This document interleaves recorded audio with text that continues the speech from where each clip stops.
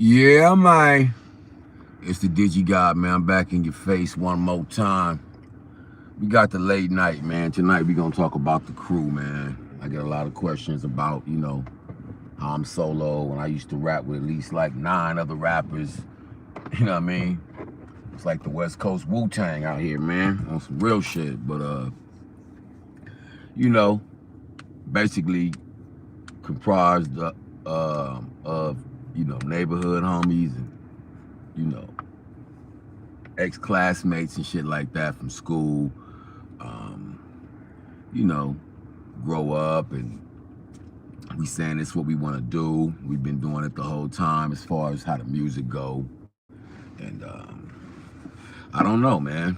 You know, it's just like they say about real life. In real life, you know what I mean? Things change. People grow apart, people grow away from each other, people grow up. People don't continue to share the same interest. People don't have vested interest at that point. When life get real, when high school's over, you know what I'm saying? When them few when those few years of college, few years of college, when those few years of college ain't popping no more, that's when shit get interesting. So, you know, some of the artists that was around, fell off. You know what I mean? Some just, left because, when shit's about money, it's about money. You know what I mean? And if it ain't making no money, then yeah, it's gonna be kind of tough for people to remain, and then be loyal to it and serious about it because it's not paying them. And a lot of times, people don't want it if that money don't come attached with it. They don't want it. You know what I mean? I'm a true artist. I've been out here since I was 7 years old, and I'm gonna do music and entertainment with a deal, without a deal, with a label, without a label, with company backing, without company backing, with a logo, without a logo, with a manager, without a manager, with a publicist, without a publicist. You know what I'm saying? I'm gonna do my thing. So, but we didn't all come from the same places. We weren't all raised the same. We don't all share the same passions. Sometimes it's about the end game. Where are things gonna end? So crew wise, yeah, man. Niggas fell off. Niggas was on drugs. Niggas got killed. You know what I'm saying? All types of shit. Like, bitches got pregnant. All of this shit that was going on in and around the crew. It was like, like at any time it could have been like 6 or 7 guys and 2 females. We always had a female around. Rapping Reese, Vicious K. You know what I mean? Lady Duchess. Crystal Rain. There's always some female around the crew. I'm talking about Vanilla Ice, Lady R.A.P. So, with life's ups and downs, peaks and valleys, roller coaster rides, so to speak. Everybody don't always stay down for the ride. The attendant tells you before the ride starts.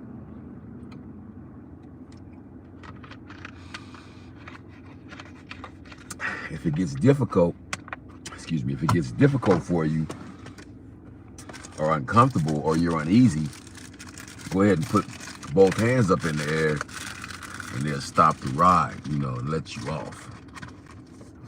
They tell you that at amusement parks, they tell you that at Disneyland, they tell you that at Magic Mountain, they tell you that at Knott's. Yeah, at any time, once we pull this steel bar down, At any time, you know, you're not feeling comfortable on the ride, or you want to get off, or you feel you need to get off, or you may need medical attention, and you're just not doing good on this ride, raise both hands up, straight in the air. We'll stop the ride and let you off. Well, unfortunately, ain't nobody coming to save you, man. Life is not like that. You know, those are amusement park rules. In this life, you know, it's about your faith in God, your determination, and your passions. Nobody's coming to save you. You know what I'm saying? Most of the time, you're going to have to do that shit on your own. So, like, you know, you find out who's real about a situation, who's serious about a situation, and who's to be taken seriously about a situation. You find that stuff out when you in the situation itself. You know what I'm saying? Right there up against them people. Because a motherfucker can say whatever about what they think they'll do, you know, or what they'll do, you know, in a situation. But it's a difference when you in this situation. It's not hypothetical no fucking more. We ain't talking about what I would do if this happened, or what I would do if that happened. We talking about some shit actually happening, you know what I'm saying? And then you doing something about it. That's where we at. So, you know, try to, you know, stay down with everybody, stay in touch with everybody. You know what I mean? We was more like a family. But I mean, you know, as you get older, start, you know, really zooming in and figuring life out, man. And, you know, that allows everybody to go their separate ways. That allows everybody to do what they think they got to do to maintain. Do what they think they got to do to make it. You know what I mean? That gives everybody the same opportunity. So one of the crazy things was, you know, you got love for motherfuckers, man. You just let them live. You know what I mean? You don't want to persecute nobody. You don't want to beat people up and be hard on them. You know what I mean? People losing their grandma, people losing their parents, people losing their job, people done lost kids, loved ones, brothers and sisters, spouses out here. You know, everybody, you know, your life is what it is, man. You know what I mean? I might be able to come in and, you know, help you make some moves, and turn you on to a few things, you know, something like that. But like, we all have our own lives, and we all have our own families. We all have our own issues. We all have our own problems. We all have our own bills, things like that, man. So the crew, you know, for the most, you know, we was still, you know, pretty much cool, man. Most of us, you know what I'm saying? And then some of us wasn't cool at all no more. And like I said, some of us was out of state. Some of us was already in the grave, you know what I mean? So like, you know, one of the last straws, man, that broke the camel's back was I had, you know, slid from the CPT to the Inland Empire. Had been staying out there for a minute, some years. You know what I mean? And then, you know, my DJ at the time, he ended up moving to the area or whatever, sooner or later. And then, you know, there was some politics going on for a couple of years, but then it was all, you know, broken down that, oh, he out here, he lived like a city away from me. You know what I'm talking about?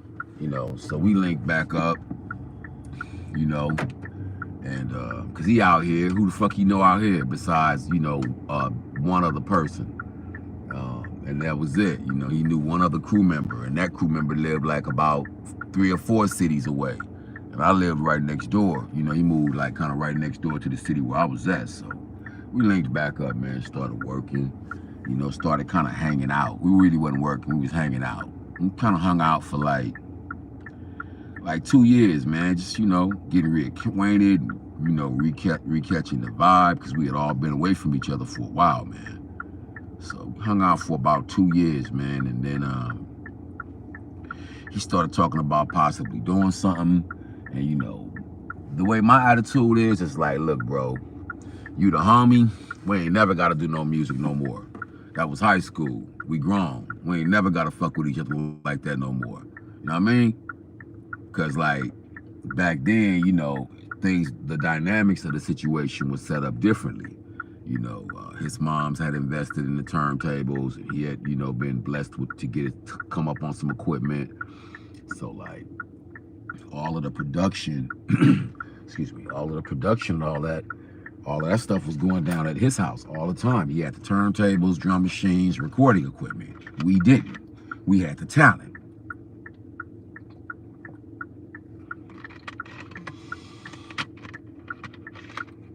So, excuse me, after hanging out for those couple of years or whatnot, started politicking about doing something. Like I said, I was more or less like, look, bro, me and you good right now. We good with each other. We in a good place. You ain't tripping on me. I ain't tripping on you. You ain't mad at me. I ain't mad at you. You got your own studio at your house to do whatever you want to do. I got 2 studios at my house to do whatever I want to do. A PC studio and a Pro Tools studio. Apple G5. I can do whatever. Let's go. Mackie mix board, the whole shit. Vocal booth, blue mic. Let's go. So, in my opinion, I'm like, let's just keep shit like it is, bro. I'm gonna do my music with whoever the fuck I'm working with. You go do your music with whoever you working with, and shit'll probably just stay cool. But he wanted to do an album. He wanted to kind of, accomplish what we first initially set out to do, but could never secure, complete, and or attain. So after about 2 years of just hanging out, we, started working together. Now, I was willing to do it after we really, broke down doing it. But like me, I'm a real thinker, man. I don't just look, halfway. I look all the way up the street, up the road, and then around the fucking corner. You know what I'm saying? So I was like, look, we've been trying to do this shit since high school. Now we both in our 50s, dude. It's obvious that we can't work together. We have creative, musical differences, things that we don't agree with about music in theory. What's tight and what's not, what's whacked and what's not, and whatever. At the end of the day, we're not the Polanski twins. We weren't born together. We don't have, we weren't attached to the same umbilical cord. I know twins in my real life, and they barely get along, and they do. But I mean, they have their times. So I'm saying, like, this dude wasn't my real family, my blood, but we have been knowing each other since like 7th grade. You know what I'm saying? All the way through junior high, same junior high. You know what I'm saying? Tearing the school up. All the way through high school, same high school. Tearing the school up. So we have our history. We even signed, to the same label after high school. So we was on the same record label. We was in a crew, a real group. Microphone Masters. And we was signed to Eclipse Records in Hollywood. And we was in the big building that used to be the big Taft building that used to set right there on Hollywood and Vine, the big Taft building, TAFT. We used to be in there up on like the, 9th to 10th floor or some shit. So in my mind, I'm like, look, bro, we done tried this shit, and we've been trying this shit for years, and we ain't never got it, the way we wanted it. It ain't never worked. We ain't never been able to pull it off. We tried it.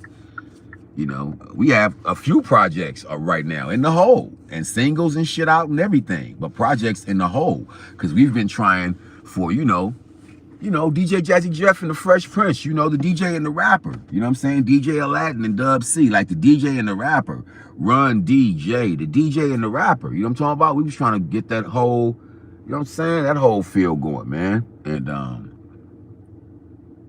of course, by this time, I've already gone digital. I've been making money, digitally. I took my company digital in like 1997, 98, 99. Yeah, so no, 99 I was digital. By 99 and going into 2000, I was digital already. Before a lot of the other people in the industry were ushered in to do that, and or told that this is the new technology and this is the new way that we're going to be doing it. before, like a couple of years before that shit ever happened, I was already online getting digital money from overseas and selling cases of CDs and all types of shit, merch, everything.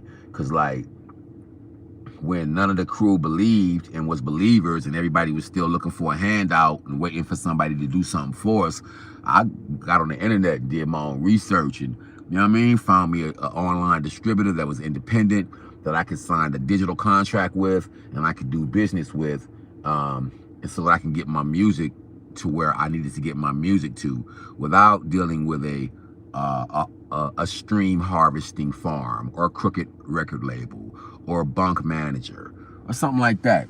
Maybe it's the other way around, you know what I mean? Crooked manager and a bunk record label. Regardless, I didn't want a combination of any of those. Those did not sound appealing nor appetizing to me. So I had an appetite for something more. So like I just basically told dude, I'm like, look, man, after, you know, thinking on it and resting on it and developing, you know, what I was trying to do in my head, it was like, look, bro, 16 is 16 is 30. Why don't we just do why don't we do 30 records and then split them down the middle? You know what I mean? Because, you know, then it shouldn't be any arguments at the end of this. If we do 16, okay, 32, somewhere in there. So, you know, something like that. 16 to 16, let's do 30 records. Let's do 32 records, something like that. Let's do that because you know what? At the end of the day, after we do the 30, all 30 songs, after we do those 30, 32, you know, after we do those 30-something songs, then we have the opportunity to go back and say, okay, you take 15 or 16 and I'll take, you know, the other half, and then you have your own album cover with your own artwork on your own label, through your production company, on your own distributor. You do everything you want to do with your MP3s. You understand what I'm saying? Independently of me taking the other half of the songs and putting them on at my distributor, on my label, at my company, with his credits, of course, but, you know, everyone handling their own business, so to speak, and not on that crew shit like we used to do shit. That's where I was trying to get it to grow from what it was as a group that we couldn't hold together, and to not have to depend on any of those guys for your livelihood, and being in a more solo, individual type of standpoint where, you know, I don't have to rely on a group or depend on a group or rehearse with a group. It's on me now. I tried to do it with y'all. It didn't pop. I tried to work with you cats. It didn't crack.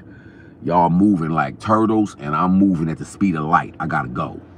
So like, in my mind, I'm like, there's no way we can mess this up. It's no way, you know what I mean? We homies, we done got our relationship back cool. We've been hanging out, we've been smoking, we've been talking, you know what I mean? We've been chilling, we've been kicking beats and music and little songs around here and there. Now we on the mission getting this album done. There's no way that we could fail because I thought this through before we did it because of all the times that we've failed in the past. How can I set this up so that we can do it? And how can we accomplish this without running into another brick wall? And at the time, that was my solution. After a lot of thought and soul searching, sleepless nights like tonight, because I work graveyard and I'm up all night any fucking way, just thinking, wrapping my mind around shit, playing scenarios out. Well, what if this happened and then that happened? Or what if I do this and then that happens? What if we do this and then this happens? You know what I'm saying? But like in my mind, honestly, it was foolproof. It was foolproof. We do the 30-something records. You take your half, I take my half. Who mad? Who mad? We both been trying to get an album done, right? It's taken us 50 years, right? Okay, cool. After we do these 30 records, now that we're older, more focused, mature, over the bullshit, a lot of the distractions are gone, and we're making, you know, executive decisions about what we want to do. But we both still have our own individual companies because we haven't even been together except for a few years after being apart for a few years after being together for all those years that we was initially together in junior high, high school, after school, doing the record deal, on tour, the whole shit. So like, in my mind, there's no way this could be fucked up, because when we finish the records, you gonna get your half, I'm gonna get my half, and everybody gonna go their way and do what they want to do. How could that be bad? You feel me? So after, like, you know, creating all the material, recording all of the material, organizing all of the material at my studio in one city. I'm talking about having artists show up to do features, the whole nine.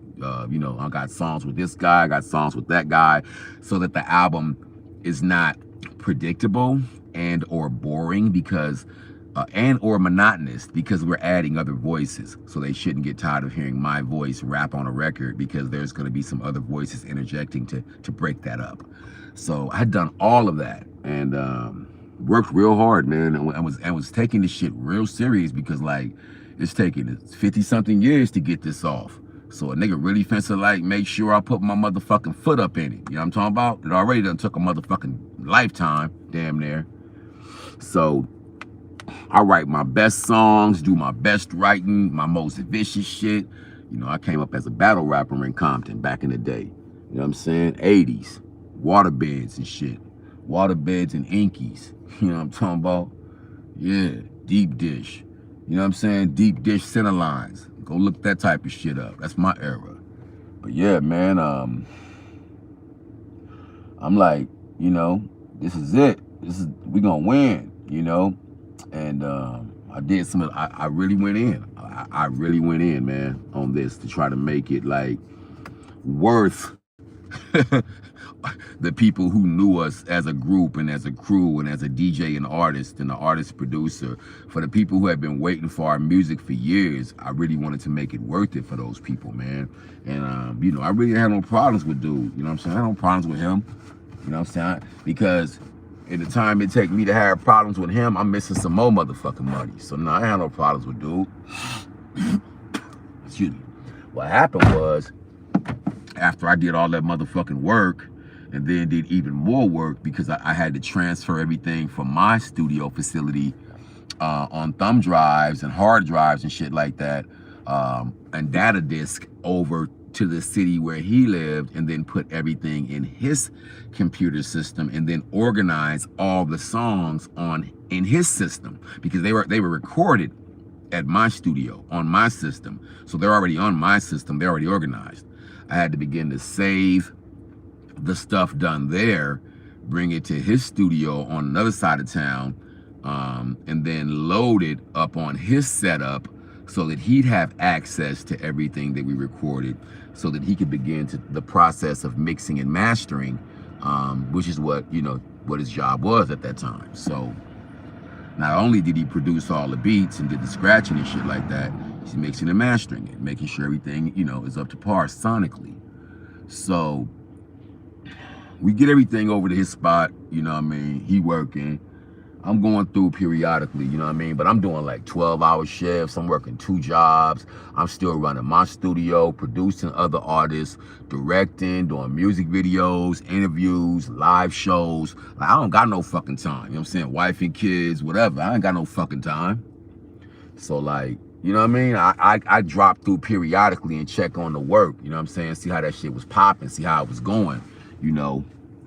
And then, you know, I think my man's kind of, I don't know, you know what I'm saying? I don't know if he was just lonely because it wasn't no more crew shit, because he used to having 8 or 9 motherfuckers around, and, you know, 5 or 6 motherfuckers coming back and forth to the studio door. The studio used to be attached to the garage. Niggas used to just bang on garage door all day.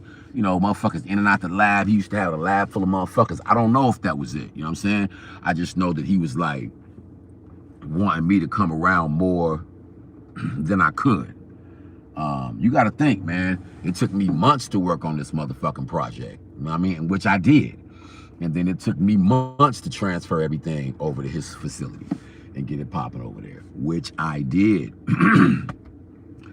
But I definitely don't have time, excuse me, to come and sit with you while you doing this mix and doing that mix. And in the past, you know, we had situations, a couple of situations where some mixes might not have came out right, and you know, motherfuckers play the blame game, shit like that, whatever, man, shit happens. So I think he was so critical on, well, you gonna say it's not mixed right, you gonna say you can't hear yourself, you gonna say it don't sound right, so I want you here while I'm doing it so we can get past all that. And it's like, nah, bro, don't get stuck on stupid, my nigga. Just do your job, do it to your liking, how you would have usually done it, and then I'll come in and listen. And if we need to make adjustments, I'll say, hey man, could you turn the vocals up a little bit? Hey man, could you turn the vocals down a little bit? Like whatever it is, we'll make the adjustment on the fly. But do your job, because I've already done my half of this work. It's already done, you know. So throughout that time, he was still, you know, call himself working on an album here and there. You know, the shit was getting long and drawn out. And then, you know, it got to a point to where it was like, well, fuck it. We not even gonna, you know, have no album because, you know, you want me to come through and, you know, sit with you for the mixes. I'm working a 12-hour shift at one job, and I'm working 2 jobs, both full time, trying to deal with, I got a pool, a dog, cars in the driveway, you know what I'm saying, 5-bedroom house. I got shit going on, bruh. I'm on stage, I'm ghostwriting for motherfuckers, producing, directing, shooting music videos, doing podcasts, live shows. I'm busy, bruh. I can't come sit up in that motherfucker while you mix and master, my nigga. Do your shit. I'll pull up and check the shit out when it's popping, check the mixes and shit out, see what we got. But it just didn't go like that. So, you know, I don't really, you know how shit is, man, with stories and time pass and shit. I can't remember every little detail, but something happened, man, and then the dude started, I guess he started trying to hit me or say some slick shit, you know, on social media. I think that's where it went next. He started, like, we had stopped talking for a couple of months, you know what I mean, or a few weeks, because shit was off. So I wasn't hitting him, he wasn't hitting me, you know what I'm saying? Everything was at a stalemate. And then I think he started like getting slick on the internet, you know what I'm talking about? That's that shit that get niggas killed and all that. Y'all know what's happening. He started getting slick on the internet, man. So I'm trying to avoid the distraction and the negativity, because I already know niggas die every day. You know what I'm talking about? Twice a day. Fuck you mean? I'm trying to stay out the twist. That shit ain't finna make us no money. You know what I'm talking about? I'm trying to stay, you know, on the straight and narrow, man, and stay in mash mode. I ain't got no time for no bullshit that ain't finna make either one of us a fucking $1.99, nothing. So, yeah, man, I just blocked that dude. You know what I mean? I just blocked him off off everything. You know what I'm talking about? Where he couldn't even talk to me no more. He couldn't leave me no messages, nothing. Blocked his regular number, blocked him off all my social media, because the nigga was going up on my shit, leaving weird ass comments and shit like that. You know what I mean? So I go to my, you know, shit kind of like, excuse my noise. Shit kind of, you know, died down a little bit, you know, because once I blocked him, he really couldn't say shit, and we wasn't fucking with each other no more, you know what I mean? Like in the physical realm. So shit died down for a heartbeat. Then it picked right back up, because like a few weeks after that, I go to my motherfucking Instagram. No, I didn't. Instagram was already blocked. I go to my motherfucking YouTube, man. And it's a music video popping or whatever. You know, I got music videos and, you know, interviews and shows and different shit like that up there, man. So it's an interview up there. No, it's a music video. And underneath the music video, this nigga done started going on my YouTube and threatening me, like, you know what I mean, still banging on me on the internet shit. Oh, you ain't TheUrg7, you TheUrg6, nigga, you ain't from Compton. I tell everybody what I know about you. All these little weird ass threats and shit. I'm like, man, what is cuz on? Like, why is he tripping? Like, cause I'm not even fucking with you. Look, you know, I wasn't fucking with you before you moved out here, my nigga. I was doing my own thing. We hadn't seen each other in years, and it was cool. I wasn't looking for you. I wasn't mentioning you. Out of sight, out of mind, my nigga. You wasn't bringing nothing to my life. You know what I'm saying? You wasn't in my life no more like that. You wasn't doing no beats for me, producing me. We wasn't hanging out. We wasn't homies. None of that. All that shit has stopped. You know what I'm talking about? You don't gotta stay homies with the niggas you went to high school and junior high school with. That's some bullshit. If niggas stay down like Greyhound, then that's what's up. But if they don't, then that's what's up. Either way, you gonna be straight, right? So if they with you, that's what's up. If they not with you, that's what's up. Shit, life goes on. Nigga ain't finna break down and slit his wrist or no shit. So yeah, you know, after the little threats and shit on there or whatever, a nigga was really outdone. Like, what? This nigga acting like that? This nigga trying to take it there?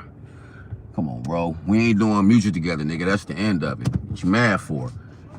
You didn't have to be mad. You could have just gave me my motherfucking album, my nigga. Give me my album. You got 30 fucking records. It done took 50 fucking years. Can I just get my shit? Fuck is you doing? So like, you know what I mean? I was frustrated with the whole thing by that time, man. So I just left that shit alone. So like, I don't know, man. I guess you could say a couple of months passed or whatever. And then, you know, I'm in my studio chilling, smoking, working, and it's a knock at the door. And I think somebody answered the door and told me somebody was out there to see me, but they didn't say who it was, or they might have said who it was. I can't even remember now. The shit fuzzy. But I just remember I go to the door and look out the little peep thing, and I see him right there. And I'm like, man, I'm cool, man. I'm good. I don't want to talk, nigga. All, you know what I'm saying? Because months done passed. You done been threatened. We homies, nigga, from the 7th grade, nigga, all the way up through high school. Signed our first record deal together. Nigga done split Taco Bell and ran from gangbangers, nigga, and all types of shit. Nigga had to fight essays at the motherfucking burger spot, nigga, when they tripped on us, nigga. Shootouts at the motherfucking Arco, nigga, on Wilmington. Nigga, what, huh? We done been through it, nigga. Now you tripping on nigga over some music, nigga? If we ain't doing music, then we ain't doing music, homie. But that don't got nothing to do with us as homeboys. We could be homeboys and not never do no music together, nigga. And I can love you the same as I did in the 7th grade, nigga, and not feel nothing, because all of that's gone. I'm doing my own shit. I got producers, studios, plugs, situations, resources. Times change, bruh. We not in the 7th grade no more. Niggas is grown men. We not in the 10th grade, 11th grade. Niggas is grown men now, homie. So I'm not emotional and worried about, you know, us doing no music together necessarily. But if we gonna do it, let's do it. And if we not, then okay, nigga, leave that shit alone. Let's keep it pushing. I can still see you, talk to you. We just ain't never gotta discuss music. Now, how is that when music is big in your life and music is big in my life? We can't discuss it with each other because we can't be on the same page. And see, instead of just being that type of person that could agree to disagree, that ain't you. You ain't gonna let that fly. If I like some shit that you don't like, you gonna call that whack and we gonna get into it. So at the end of the day, it's just like, at the end of the day, it was like, you know, I'm not coming to the door. I'll go back in the studio and sit my ass down. I don't even want to talk to this nigga. I mean, we got history where he done pulled a gun on me and all types of shit. I don't even want to see this nigga. He unannounced at my door after threatening me and shit on the internet for months. Nigga, we homies. Why we had to do it like that? Why the whole world had to know we had a issue with each other, my nigga? Why we couldn't just sit down, smoke a blunt, crack a couple of fucking 8 balls, nigga, and handle this shit? You tripping, bro. So nah, I wasn't going to the fucking door. For what? I ain't see no CD in your fucking hand. Fuck that. You know what the fuck I want. You should have showed up with my album in your fucking hand. You should have had your bitch call my bitch and hook that shit up. Hey, I know shit been fucked up. Old boy want to pull up. He ain't really got no way to get in touch with TheUrg because he done blocked him off everything. But he want to pull up so they could talk and try to get to some kind of solution. That would have been cool. But you just gonna pull up at my shit, nigga, after all them threats, nigga, and think I'm just gonna open the door and let some crazy shit happen? You at my house, nigga, where my kids at, my wife, nigga, my family, kids, granny in there and all types of shit? Nah, nigga. Nah, nigga. So I just said I wasn't. They came and was like, you know, what's up? I'm like, yeah, I don't got nothing to say to him. I went back in my studio and closed the door. So I guess, you know, when they went back out there, you know what I mean? You know, because they was up, one of the garage doors was up when he walked up, and he just knocked on the front door. I walked away from the front door and went back to my studio, and the other garage door was still up, and the kid's pawpaw was sitting in there. He had been sitting there the whole time. So they came back and told him, like, yeah, he ain't coming out, bro. You can leave. And then bro got indignant. Oh, man, you know, tell that nigga to come out. I ain't going nowhere. I'm the one that gave him his name, this, that, and the third, and start ranting and raving. And, you know, shit, wifey, like, okay, so you gave him the name. Do you want the name back? Like, what the fuck is, what? He said he don't want to talk, nigga. You know what I'm saying? This nigga refusing to leave. And, you know, her mom's there and all that type of shit, man. one of them made the decision to call PD, and they called PD on that nigga. Now remember, I done went back to my studio after I saw who it was. I don't got nothing to say to this nigga because he done been out of pocket, threatening the nigga online on some hoe cake ass shit like a bitch instead of just talking to a nigga. You know what I'm talking about? So I had to leave that shit. I did not want to see that nigga face, man. Much as I love that nigga, I did not want to see that nigga face. Like, man, fuck what you going through, homie. You want some baby back bullshit, nigga, with extra sauce, nigga, glazed and everything. Some honey glazed baby back bullshit with extra sauce, nigga. That's what you on, nigga. And I ain't playing like that. So they called the police on this nigga because he's at someone's home refusing to leave. Let that sink and settle in. Somebody come to your house for whatever reason. And you tell them, okay, cool, it's time to shake the spot, my nigga, you gotta go. And then they tell you, no, I'm not leaving. Okay, all right, that's what's up. You're not leaving? All right, that's what's up. So yeah, I'm in the studio chilling, man. I'm in the lab. I got headphones on and everything. I don't give a fuck. Because I'm not finna let the devil distract me from what I'm doing. I'm in the middle of the shit trying to complete a mission, trying to get, sometimes I put out 4 albums a year, 5 albums a year. I think this year I dropped 5 albums. So like I really be getting it in. So like anything that interferes with what I'm doing, I look at that shit as the devil and a straight distraction because it's attempting to prevent me from completing my mission. I don't take that shit lightly or none of that shit. I don't play about that. So yeah, he wouldn't roll. He refused to leave after they told him several times to get in his fucking car and kick rocks and that I wasn't coming out. This nigga trying to demand some shit at somebody else's residence. He get the police called on him. He end up shaking the spot and then going back and telling all the homies I'm a bitch and that I called the police on him and all this old shit. I never touched the motherfucking telephone, ever. I ain't never picked the phone up. I had headphones on doing music. That nigga could have fell in a hole and went to the center of the earth and met Lucifer and came back. I wouldn't have gave a fuck because all of that shit had been over with. I was already on my other shit. Okay, it's obviously I ain't supposed to get no album with, I ain't supposed to get no album with this nigga. I done took damn near 2 years working on the album just so me and him could finally have an album, and it was gonna be glorious because it was gonna be 2 albums. After 50 years, they wasn't just gonna get 1, they was gonna get 2 because it was 30-something songs. So he was gonna have an album and I was gonna have an album. Who produced those albums? He produced both albums because he's the producer. Who's rapping on those albums? Both of those albums are mine. Both got different titles. Both out at different distributors. Both up streaming. Features, I got my niggas rapping with me. We got music videos to shoot. You know what I'm saying? Short films to do. Shit was on. You know what I'm saying? But it's like, yeah, he went back and just kind of like, you know, yeah, anybody that's talking to him can't talk to me. You know that little 3rd grade, 6th grade little girl bullshit. You know what I'm talking about? If you his friend, you can't be my friend. If you playing with him, you can't play with my marbles, and you can't use my ball. I'm not your friend if you his friend. All that little 6th grade shit. You know the shit little girls do. That's the shit he on.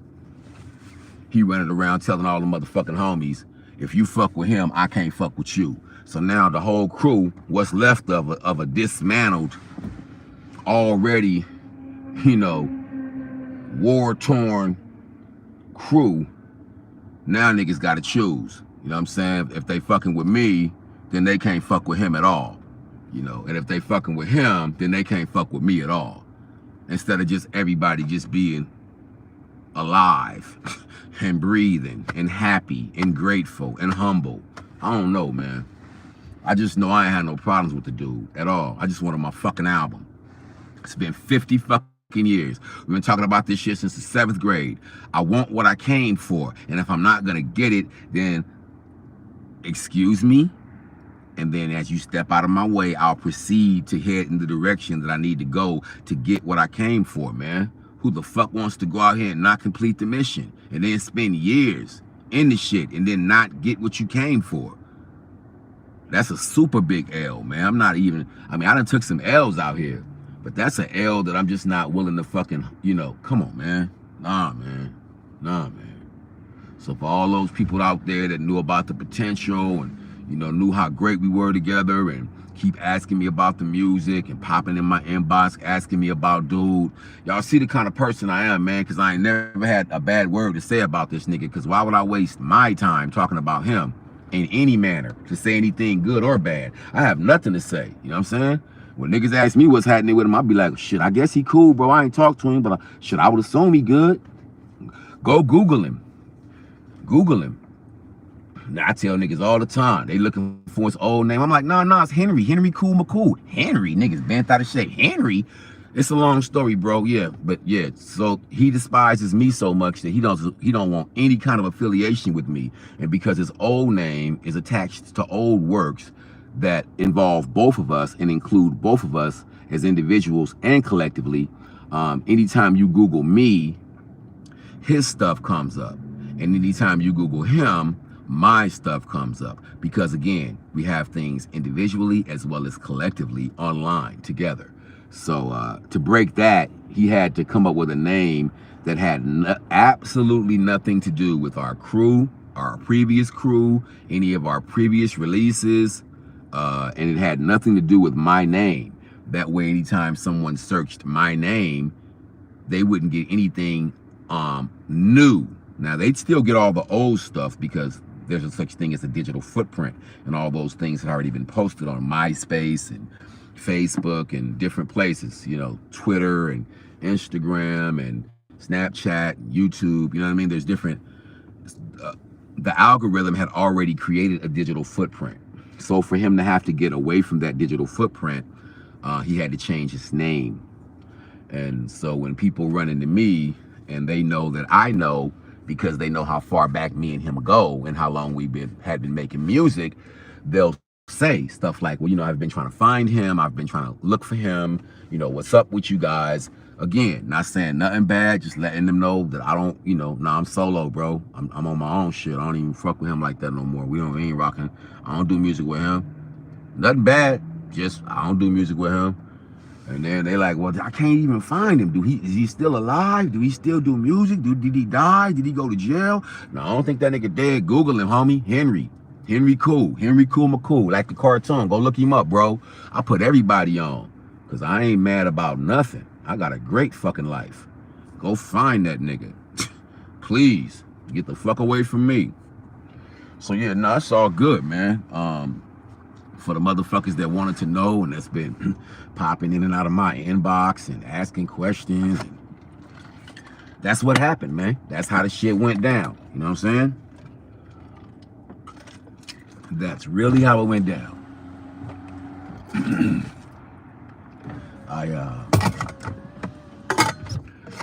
I don't hold any animosity at this point right now. But at the time, man, I was crushed. I was crushed. I was totally fucked up. You know what I mean? Deflated. All of my efforts, all of my time, energy, money, sacrifices for 2 years, or like a year and a half trying to put this thing together, man, almost 2 years, down the drain with nothing. No return, no get back. It's just over. It's just a wash. I just lost all that time, energy, money. I could have been doing anything else with them 2 years. You feel me? Shit just hurt, man. Real fucking bad, man. But you know, God is good, man. And one of my other producers, you know, happened to hit me shortly after that time, and he was just like, man, what's going on with you? What you up to? We ain't talked. I'm like, yeah. And of course, I hadn't talked to any of the other producers that I had been working with prior to him coming back around, because I was dealing with him now. So I didn't really have time to deal with him and them. I try to work one project at a time when I can, and then focus on that. Now, most of the time, I still end up working multiple projects. But believe me, I'm focused in whatever folder I'm in at the time based on what material has to be built in that folder for it to move forward. So I'm focused, man.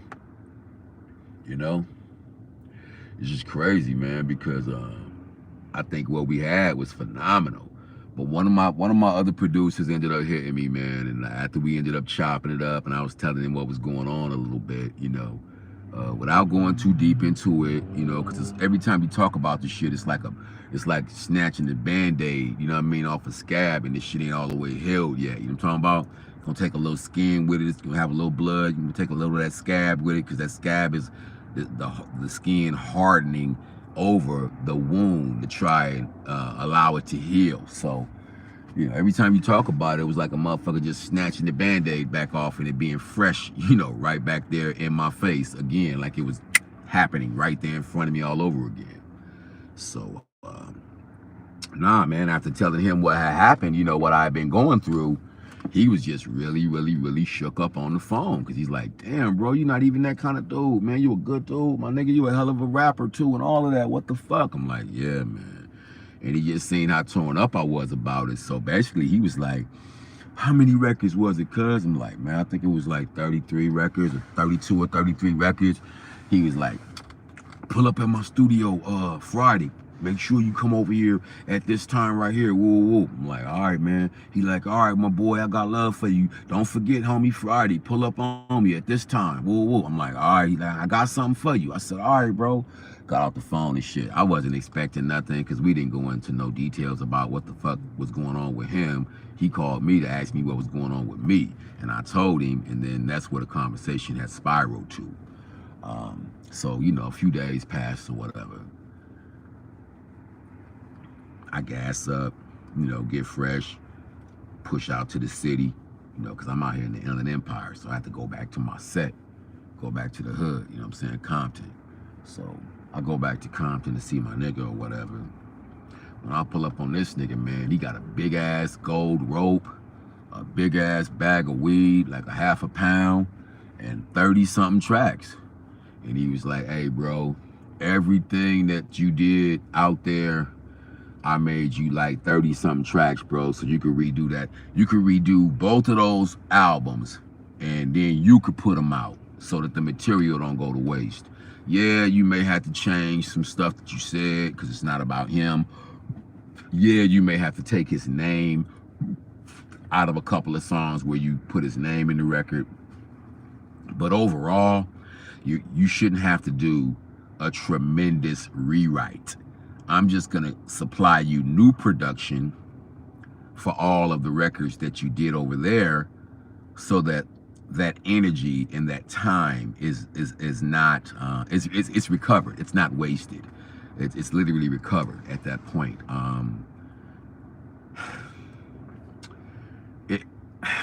I how can I word it?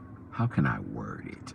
I have the album in my possession. It's unreleased. It's at the studio. And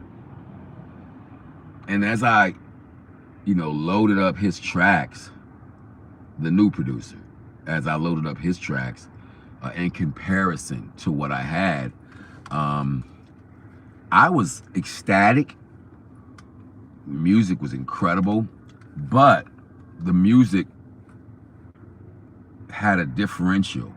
It was not the same type of production, because they're not the same type of producers.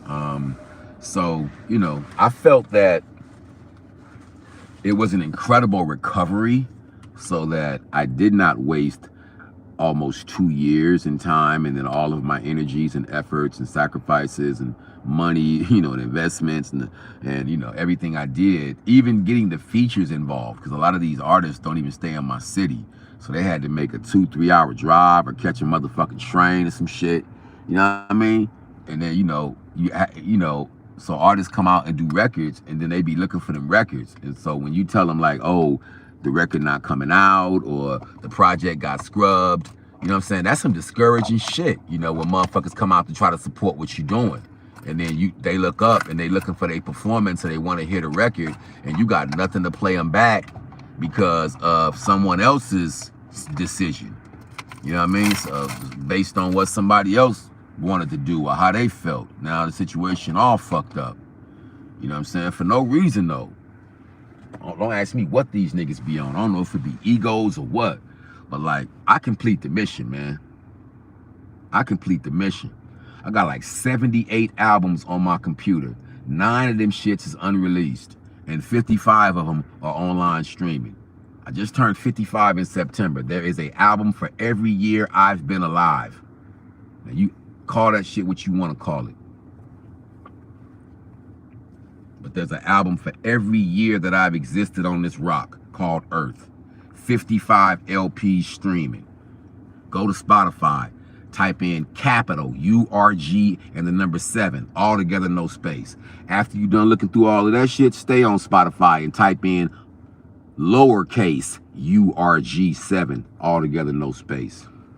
I have a music discography, 55 albums streaming, over 100 features, music in films, music in television, soundtracks, a gang of features, you know. This year I did 5 albums, 8 movies and a hip-hop series, podcasts, live shows, online interviews, features, the whole shit, music videos. The shit don't stop, man. Can't get out here and get stuck on stupid. But yeah, nah, man, you know, I don't have time to you know, hate on nobody or be worried about what motherfuckers is doing or none of that type of shit, man. You know what I mean? Anytime I give that, I take away from myself with something that I could be doing positive that has no relation to any of those other things.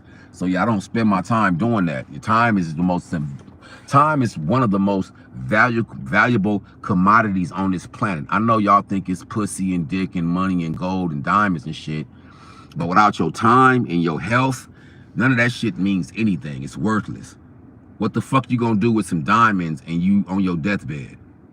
Fuck you gonna do with $2 million and you on your deathbed? You're out of time. Your health didn't hold up. So without the time, the rest of that shit don't mean nothing. So what I do with my time is extremely important to me. If I could not waste it, recover any wasted, all that shit is extremely important to me, man. So, you know, I basically just took the 30-something songs that my other producer slid me, and you know, I tried to mitigate my circumstances by re-recording the songs that are already, all these songs are already written. I'm only re-recording them on new production, and then, you know, I'm mixing and mastering those myself, and then I can get those directly to my distributor and put the album up. So of course I had 2 new albums, you know, from this one producer. So that helped me recover from the 2 years that I was out of commission, dropping singles and dropping features and stuff like that. But I don't know if they got albums from me because I was in the middle of working on a double album, an album for me and an album for the producer. I don't know, I can't remember now if they got albums from me that year. If I know me, then they got albums from me that year, or those 2 years I was working. They still got albums from me. It just wasn't our project, me and that specific producer, because it was incomplete. We were not done. So now at the end of the day, I just re-recorded all the material, put it out, and kept it mashing, man. Stay in mash mode. So, you know, I have music in the movie Love Jones. I have music in Good Cop, Bad Cop, the one starring Welvin the Great. I have music in The District, starring Craig T. Nelson, used to come on Channel 2. I have music in Quantum Leap, the old one, not the new one. So I have music in a lot of things that are moving mechanically. I have music in the movie Gray. I have music in the movie Ghetto Gospel. I have music in the movie Santos Negros. I have music in the movie what's that movie? Knuckles. So I have a lot of music that I've been able to integrate into these films as well. So yeah, man, you know, at the end of the day, man, the game don't wait. You know, all of that sitting around and bickering and arguing and finger pointing, like that shit don't get no checks signed. That shit don't get no checks signed. You know what I mean? Ain't no check coming to your door for all that arguing and fighting and bickering and disagreements and misunderstandings and can't get on the same page. Ain't nobody getting paid for none of that shit. You know what I'm saying? We ain't moving forward. We just stuck on stupid, and I refuse to be there. Misery love company, my nigga. So let them go find some. It definitely ain't me. So yeah, man, for all the people that have been asking, man, that's what's up. That's what happened with the music. That's what happened with the crew, man. I'm still making music. Like I said, 5 albums up this year. They all doing good numbers. One of them is about to hit 1 million. Excuse me. One of them is about to hit 1 million. Don't Try This at Home. It's about to hit 1 million streams soon, man. I'll be putting 3 new plaques on the wall. Just put up a new movie poster 2 nights ago. Just coming back from the premiere of Red Carpet Film Festival premiere of Death at the Diner. Death at the Diner. So right now, this year we dropped Don't Try This at Home, Take Your Medicine, Hostile Takeover, Fly Paper, and Let's Talk About It. So that's 5 albums, man. So I put up 5 albums this year, along with all the movies and all of that shit. So that's how your boy go, man. Super hardcore work ethic. There ain't nothing else. You know what I'm saying? Mash mode. So yeah, for all of you guys asking, man, I have music out right now with features, all that shit. 5 albums, they all dropped this year. Starting in January, they dropped. I dropped like January, April, May. No, I didn't. January, April, June, and July. January, April, June, July, and May. I dropped 5 albums. Yep. January, April, May, June, July. Yep. Yeah, man. So I got all that new music streaming for you guys, man. Some new music videos coming. I also have new music with my group, The Role Models. Check out our song streaming right now at YouTube called Halloween. It's available everywhere digital music is sold. Halloween, as well as the remix. And we also have an album out, The Role Models. And you can go look that up. It's streaming now, and we're working on the new. It's horrorcore. The music is horrorcore. It's my horrorcore group. It's me, Charlie Kimmel, which is Crazy Kalo, and his wife. You know what I mean? Though we are the role models. There's 3 of us. So 2 guys and a girl. So yeah, man. The old album is up right now. I'm trying to get you guys a name because I can't keep up with all of this shit, man. The Role Models. The name of the album was based on a true story. Role Models based. The Role Models 13 based on a true story. No, I'm sorry. Let me give it to you again. The Role Models 13 based on. Damn, man. It's crazy. I know I've been up all night, but I can't even see. I'm trying to read it off the screen. I can't even see what it say. Based on true events. Okay, there we go. The Role Models 13 based on true events, chapter 1. The Role Models 13 based on true events, chapter 1. It's streaming right now, man. That's the old album. And we're working on the new album for 2024 right now, The Role Models. So, and you spell that TH3 ROL3 MOD 3 LZ. Did I spell that shit right? It's late. I'm sorry. Okay, let's get it right. TH3 ROL3 MOD 3 LZ. So the Role Models with 3 3s in it, because it's 3 of us, and then 13. So the Role Models 13 based on true events, chapter 1. Y'all check us out, man. So yeah, man, no harm, no foul, no hate, no problems with nobody, man. We just out here getting money, you know, and you know, meeting success right where it's meeting me at, and doing what I gotta do to get where I gotta get, man. And it ain't nothing else. It's the DigiGod, man. I'm out your face like a buff puff. I'm out your ear like a used Q-tip. Gone.